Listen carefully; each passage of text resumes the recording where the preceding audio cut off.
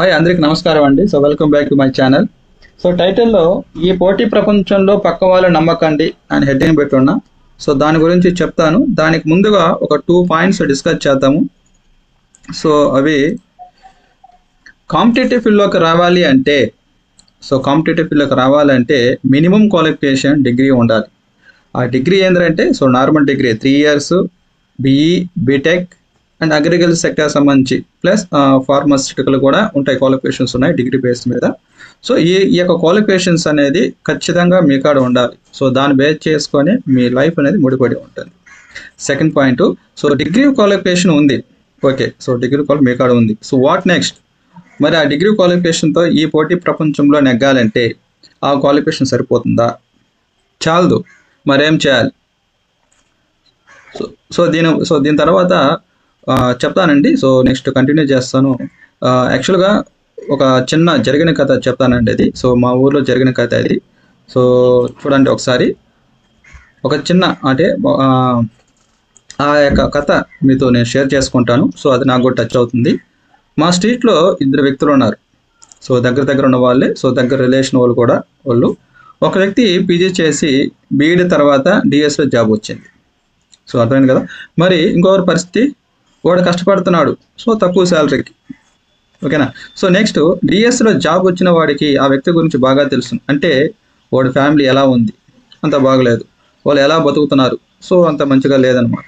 వాళ్ళకి హౌస్ ఉందా, సో రెంట్లో ఉన్నారు. వాడు ఎలా చదువుతాడో కూడా తెలుసును. సో అర్థమైందా. సో ఎలా చదువుతాడు, యావరేజా గుడ్డా సూపరా అని తెలుసును. కానీ నువ్వు ఈ కోర్సు చేసుకో అని చెప్పడు. అంటే నువ్వు ఈ డిఈడి చెయ్యి, నీ నాలుగు సరిపోతుంది, నీకు ఖచ్చితంగా జాబ్ వస్తుంది అని చెప్పొచ్చుగా, కానీ చెప్పరు. సో వాటి కారణాలు ఏంటంటే ఎక్కడ ఎదిగిపోతారని, ఓకేనా. అర్థమైంది. ఎక్కడ ఎదిగిపోతారంటే ఓడిని దాటుకుని పోతారనేసి. ప్లస్ ఇంకొక పాయింట్ ఏంటంటే అలానే ఉండని, సో నవ్వుతూనే ఉంటారు, బట్ అది మనతో డిస్కస్ చేయరు అనమాట. ఈ 2 విషయాలు కూడా మనతో డిస్కస్ చేయరు. కాబట్టి నీ చుట్టూ అటువంటి సంబంధాలు ఉన్న వ్యక్తులు కూడా ఉంటారు. సో అర్థమైందా. నీ చుట్టూ అటువంటి సంబంధాలు ఉన్న వ్యక్తులు కూడా ఉంటారు, తెలుసుకోవాలి. మరి ఇదండి నేను చెప్పాల్సిన ఇది అంటే మా ఊళ్ళో జరిగిన కథ ఇది. ఒకే వీధిలో ఉన్న ఒక 2 వ్యక్తుల గురించి చెప్తున్నాను. సో ఓకేనా. సో పోటీ ప్రపంచం అనేది సో ఎలా ఉంటుంది, ఒక చిన్న ఎగ్జాంపుల్గా సో అనేది నేను చెప్పాను. సో దాన్ని బట్టి మీరు అర్థం చేసుకోండి. సో ఫైనల్గా 4th point, third point, so degree తర్వాత కొన్ని ప్రొఫెషనల్ కోర్సు ఉన్నాయి. సో ఓకేనా. అవి అంటే మీకు డిగ్రీ తర్వాత ప్రొఫెషనల్ కోర్స్ అంటే అది మీ యొక్క లైఫ్కి సంబంధించి సో ఏ కోర్సులు చేసుకుంటే మీకు సక్సెస్ అనేది ఇస్తుంది. సో మెయిన్గా డిఎడ్ బిఎడ్ ఎడ్యుకేషన్ సైడ్ సంబంధించి, అదేవిధంగా PGDCA DCA SAP and so ITR software sector side multiple version courses separate అవుతున్నాయండి.